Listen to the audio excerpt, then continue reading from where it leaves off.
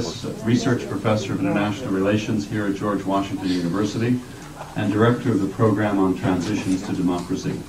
The purpose of our program is to understand the process of transition from dictatorships of the right and left to democracy and market-oriented economies, to analyze, to conduct forums and discussions such as this, to make suggestions for better public policy by the U.S. government and the West in behalf of assisting democratic transitions, and to establish forums of international cooperation with pro-democratic leaders and groups abroad.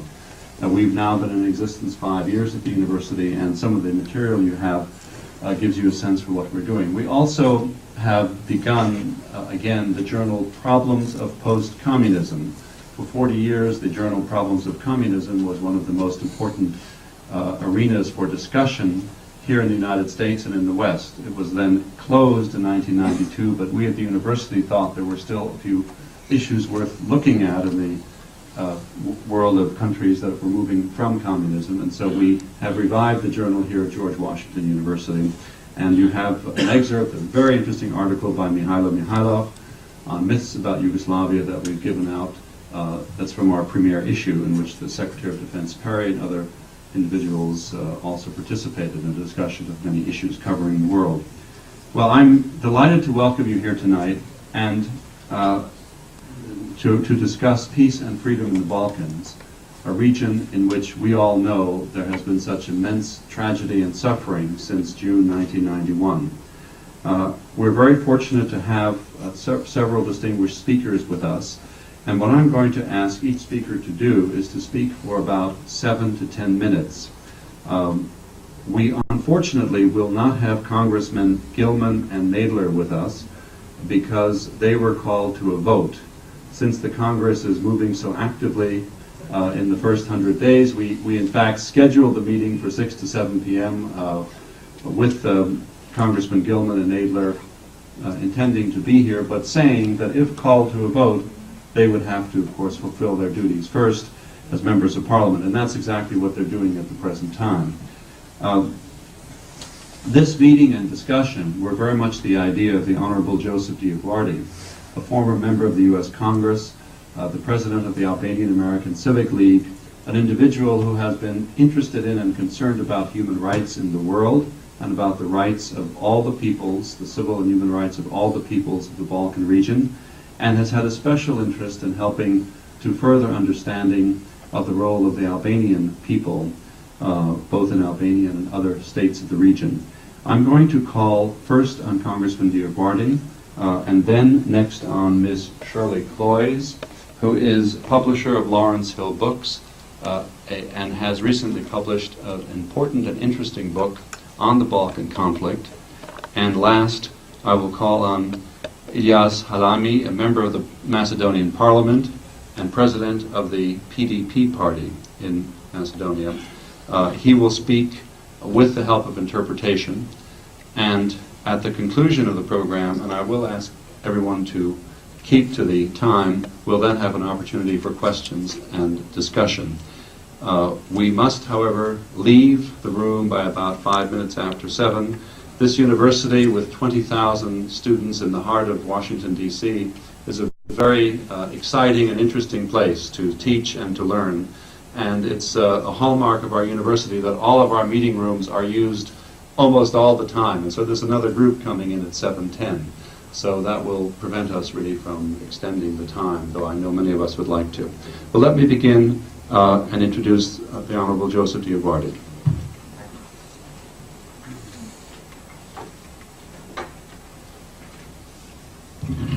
Thank you, Dr. Menges. I remember well when I returned from Albania, the call I received from you when you were doing a paper at that time from the program here, and it was obvious to me that you not only had a real interest, you had a lot of knowledge in these very difficult places like Albania and the places that exist in the Balkans. I'm delighted to be here. There are other members of the Macedonian Parliament here. We just returned. We just came from the Congress where we had a hearing, and literally it ended on the bell where they had to run to cast a vote, so that literally happened just before we got here. Now, the whole issue of the Balkans is and you'll meet, by the way, those members at the reception. The whole issue of the Balkans is a very confused thing for the United States of America, certainly from an American public opinion point of view. It's not easy for most Americans to relate to the geography of the Balkans, to the history of the Balkans, and further, when you get to the Albanian nation of 7 million people divided, but yet contiguous. 3.5 million in the state of Albania, now democratic, thank God, since 1990-91, the two elections. But the other 3.5 million in what was Yugoslavia, now a renegade state called Serbia. You've got Kosovo, that's part of that, and you've got, it's not recognized by the United Nations, and it's not recognized by the United States of America, and you've got many Albanians that are in a system where they cannot express their rights, their national rights, in the former Yugoslavia, and that is Kosovo, which is a self-declared but non-recognized republic. It does have a government in exile in Stuttgart, Germany. And you've got Albanians, and you'll meet representatives from southern Serbia proper, which used to be part of Kosovo and Albania, when Albania emerged from the Ottoman Empire in 1912. That's the issue here, because what happened is these 7 million Albanians in 1912 were part of a state called Albania. But when they created the now defunct state of Yugoslavia, they literally put half the Albanian nation, gerrymandered them, into that state, but Albanians are not Slavs. So you had Croats, Slovenes, Bosnians, Montenegrins, all Slavic people, Croatians, but yet they artificially put these Albanians into that state, and as you can see, there hasn't been peace ever since. I think the bottom line is that until the Albanian issue is addressed, this large divided nation of contiguous people living side by side, even though they're in different jurisdictions, until that's addressed, there will never be long-term peace in the Balkans, and that's why these individuals came to Congress today, and yesterday to the Holocaust Museum, representing this 7 million people to make their case for basic human rights. And you might say, well, what is the American interest? And I said former Yugoslavia, but now we have a republic called Macedonia, which we recognize, but we haven't given an ambassador to, and not every state has recognized it yet. Very fragile, but yet without it, Greece and Serbia would share a common border, and there might be more problems in the Balkans, but yet you've got a very large population of ethnic Albanians in that state without their rights. As a matter of fact, you've got the president from the University of Titova,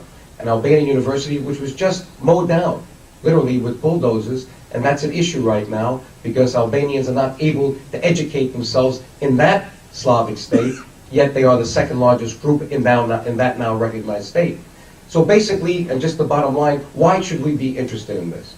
Well, if you think about what we did last night in recognizing for the first time that we had 30 Albanians that saved Jews in World War II, and for the first time now Albania, because this information was buried in a communist regime for 50 years that did not want to promote its nationality but its communist government, you look at the human rights side of it and you understand that what we stand for as a democracy, what that Statue of Liberty stands for, is basically the hope that people have to fulfill themselves as human beings. And yes, there is a moral imperative, I believe, for the United States when it comes to oppression on people that is state-imposed. And that's what you have today in the Balkans. In the former Yugoslavia and in Macedonia, you have state-imposed oppression on a people, and I think as we know from the Holocaust experience, we should be saying never again, because we see the beginnings of the conditions that existed in World War II. There is emerging a Warsaw Ghetto in Kosovo today because 90% of the population have no rights. They are completely controlled by less than 10% of the population, and this is a problem.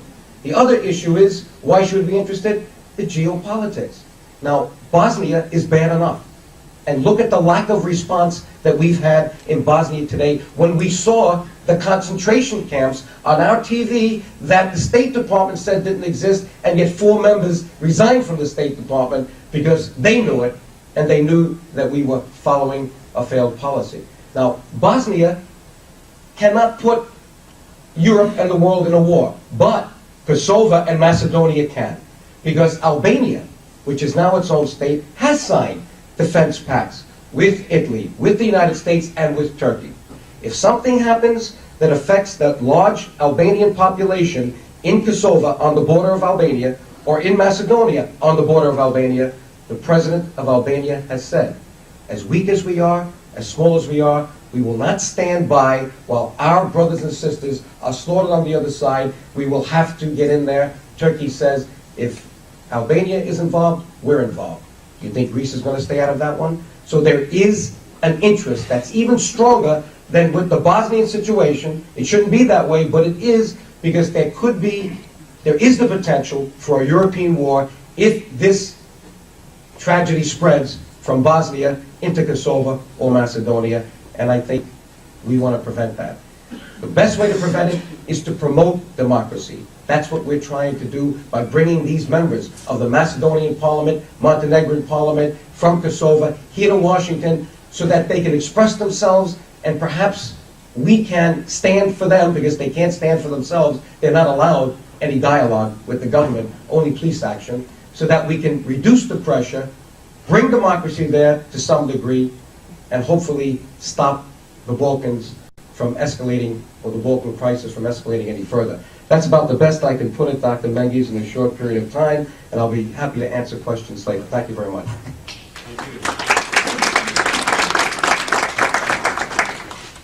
Thank you very much. That was a succinct and most important presentation. May I call now on Ms. Shirley Cloyes?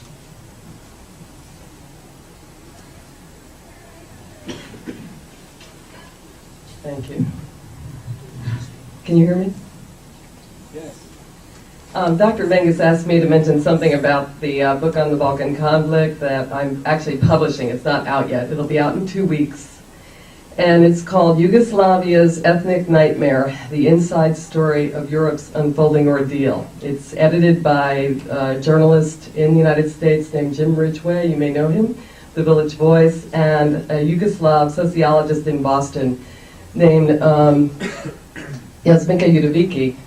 But most important, this is the first book in English that's written by people who are actually living inside the former Yugoslavia. It's written by an anti-war team of Muslim, Croatian, and Serbian journalists.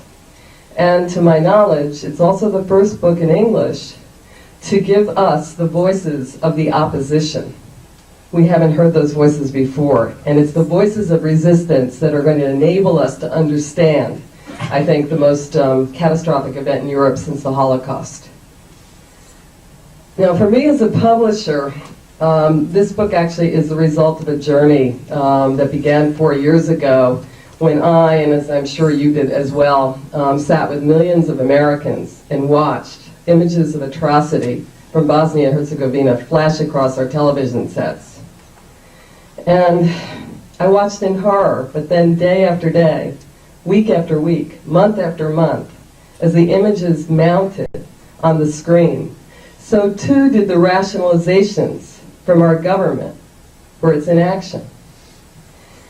And I realized that suddenly nothing was going to be done, or nothing was being done to stop the carnage inside the former Yugoslavia, and we, in effect, were being forced, all of us, to become complicit with it. We were witnessing unspeakable acts of violence, and then being told that this was not our war, that there was nothing we could do about it, that it was a potential quagmire into which we would only venture at our peril, and that, of course, we couldn't possibly understand it. It was the result of all these ancient hatreds. Now, 4 years later, we have to ask ourselves, I think, where has this pernicious perspective, crafted mostly by Western analysts, not people who are living and dying in the region, What has this brought us to? And in my opinion, it's brought us to the brink. We have 200,000 people dead. We have 2.2 million people homeless. All of us are standing by, basically, watching as the nation of Bosnia is gradually murdered. And most of all, this perspective has allowed the brutal Serbian occupation of the 90% Albanian majority in Kosovo to continue almost uncontested in the international arena and ignored in the press. And it has enabled Milosevic to act with impunity to the point that whether we or not we're able to avert the wider war that former Congressman DioGuardi mentioned is a great possibility. Whether or not we avert it, neither the West nor the East can escape, in my opinion, responsibility for the rise of what is now a terrible new order of so-called ethnically cleansed mini-states in Europe. And by the way, notice the language of the final solution, which is what I call it. I believe that we must refuse to accept this reality and the language that represents it. What is happening in Bosnia under a clearly stated policy is mass murder, and we need to name it as such. What is happening in Kosovo is apartheid, and we must not be intimidated by those who want us to minimize the suffering there.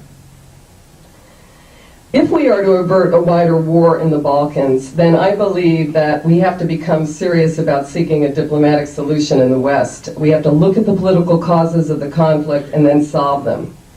Now, in the United States, I think we have to begin by admitting that we have done very little more than to pretend to stop this conflict. I don't know whether everyone in this panel will agree with me with this about this, but I think that our so-called diplomatic efforts to keep Bosnia together is nonsense. The U.S. hasn't been keeping it together. It's been presiding over its carving up. And I think if we're also serious about a diplomatic solution, then we're going to finally have to recognize that the Albanian perspective and situation are key to that solution. And by the way, it would not surprise me if most of the people in the room don't even know that, because this conflict has not been adequately represented to us. It's one of the reasons why I'm publishing the book that I'm publishing. One of the principal reasons why this conflict wasn't stopped in its early stages was that the United States and Western European countries completely failed to react when Milosevic invaded and occupied Kosovo in 1989. I think it's time that we reject the notion that I regret to report we just heard on the floor of Congress today that the U.S. has drawn a line in the sand, and if Milosevic invades Kosovo, we're not going to allow it to happen. I think it's time to say instead that the international community must insist on the reestablishment of Kosovo's autonomy and democratically elected government. It's time to stop the occupation. It's 7 years, a whole generation is dying. I think it's also time that the West get rid of this notion of ancient, irresolvable hatreds going back thousands of years in the Balkans. We have to debunk this. If we're going to invoke history, if we're going to point to some historical source, then we have to go back to 1912 and 1913 when the Ottoman Empire fell and the so-called great powers redrew the map of Europe. And it was at this time that the Albanian nation, as Congressman DioGuardi mentioned, was divided, and half of it was placed outside Albania in the Balkans. And in this current period, we have 3.5 million Albanians, living under occupation or severe repression in Europe. Until this is dealt with, the Balkan crisis simply will not be resolved. I think it's also time to stop explaining the conflict as a descent into ethnic and religious hatreds, especially when there were 50 years of what we could pretty much call interethnic peace and harmony. I think we better call it for what it is. It's a land grab. Milosevic's territorial conquest is a quest for the resource-rich areas of Bosnia and ultimately Kosovo and Macedonia. That's why the war, if it spills over, will go into those two areas. It's not an accident. It's also time to, and this is something that most commentators don't want to discuss, they're afraid of being criticized. I think we have to end the fear. It's time to admit the degree to which Western anti-Muslim bias has prevented the emergence of any kind of coherent and lasting resolution. The Muslims of Europe are isolated, they're under attack, and we can't allow the exaggerated fears of our government about the rise of a fundamentalist Muslim conspiracy. I don't know if you've heard this, that it extends potentially from Bosnia to Kosovo through the Sanjak into Iraq, Iran. We can't let this govern our foreign policy. Albania, I don't know whether you know, is basically multi-religious. It's Muslim, Eastern Orthodox, and Catholic. And Kosovo is 90% Muslim. In both cases, we are talking about secular, moderate Islamic regions. And one of the ways in which we can create a new and salutary bridge between the East and West is to make sure that it's those groups that direct us on the issue of the future of Islam, and not the specter that seems to be making us all too willing to sacrifice thousands of lives. And lastly, I think it's time to recognize that it is our war. For any of us who have a stake in a multicultural, multi-ethnic, multi-religious future, then we all have to work to stop the spread of ultranationalist politics and genocide wherever it exists. Thank you.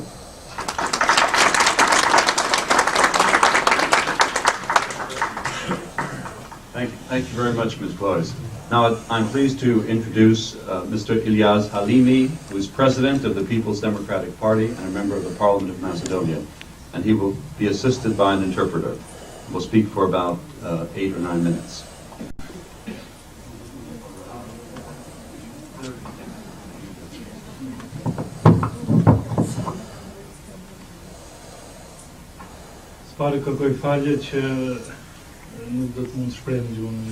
First, I would like to apologize for not being able to express myself in the English language. Kjo është një nder I madh për mua që më jepet rasti të flas para studentëve dhe profesorëve të. This is an honor for me to be able to speak in front of the students and the professors of this university.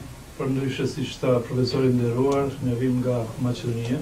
Otherwise, as Professor Omengis stated, we come from Macedonia. Nga njëra prej 6 republikave të ish Jugosllavisë. From one of the 6 republics of the former Yugoslavia. Problemet në Balkan, por përgjithësi në botë janë të shumta. The problems of the Balkans, as well as those of the world, are many. Dhe vështirësi mund të zgjidhen përgjithësi. And it is very difficult to be solved globally. Unë nuk do të flas përgjithësi për problemin në Ballkan, por do të përqendrohem shkurtimisht me disa fjalë për atë që ngarkon Maqedoninë. I cannot speak for the problems of all the Balkans, but for those that related with Albanians in Macedonia. Me shkatrimin e ish Jugosllavisë, with the breakup of the former Yugoslavia, edhe Maqedonia si një prej republikave, Macedonia is one of the republics, filloi të formohet dhe ndërtohet si shtet I pavarur. Began to be created as a newly independent country. Mirë, problemet të cilat ekzistonin veçanërisht në sferën e marrëdhënieve ndërnacionale, si përpara, ashtu janë ende prezent. But the problems that existed, international problems within Yugoslavia that existed before, still exist today.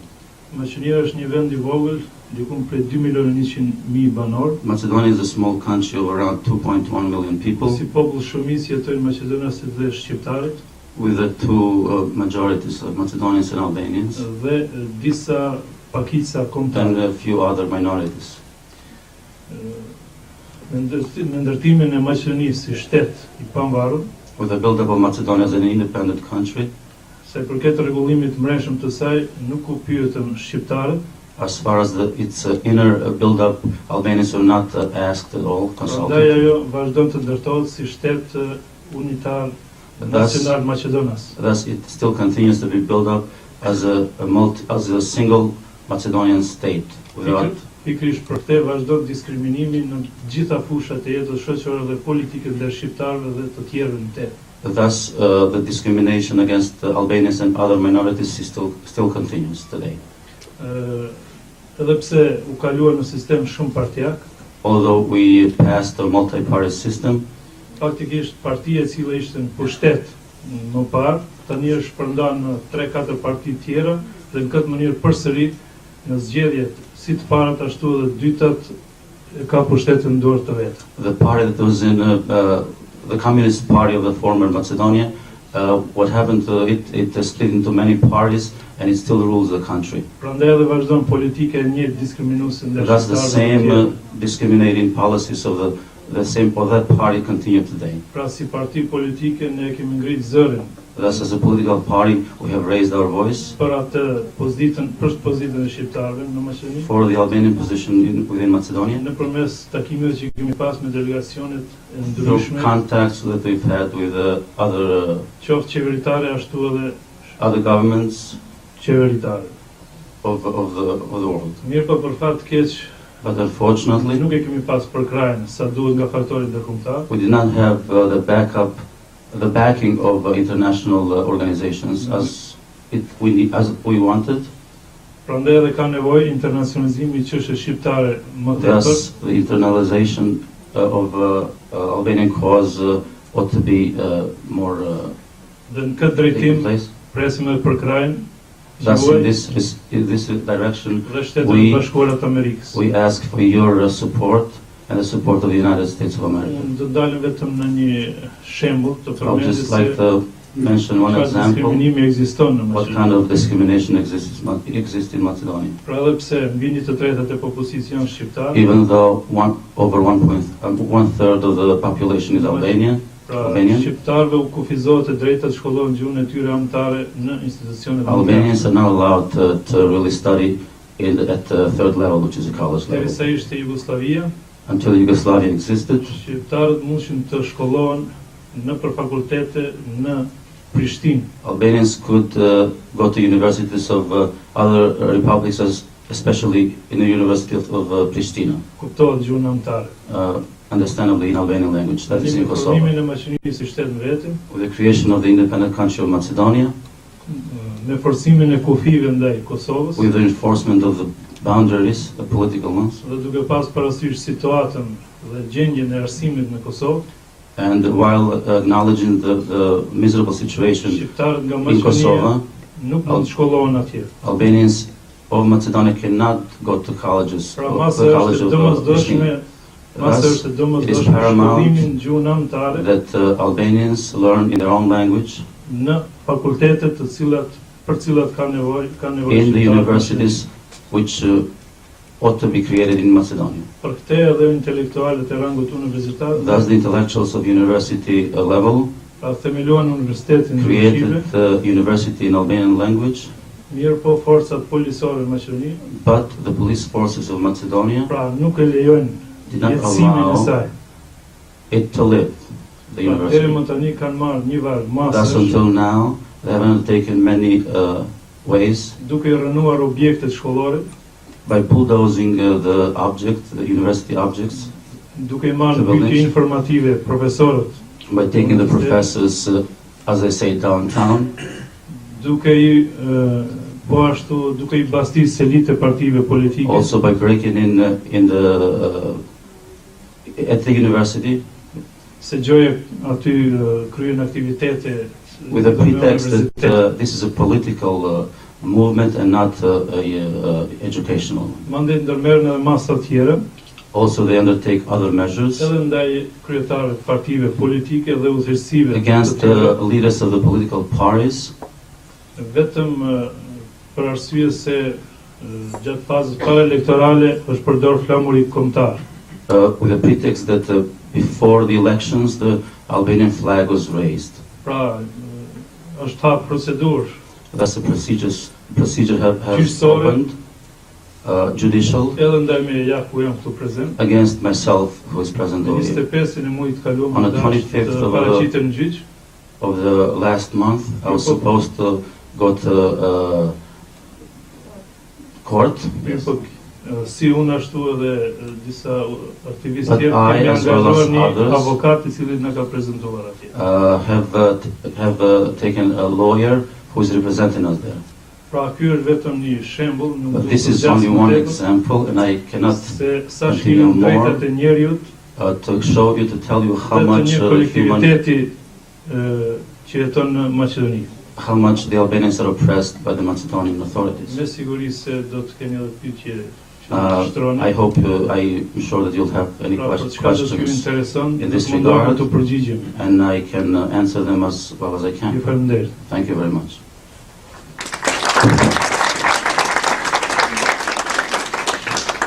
Thank you, Mr. Halimi, for that eloquent statement. And of course, here at a university, we can all the more understand the importance of the freedom to learn, as well as freedom of speech and assembly and organization that was described as being violated.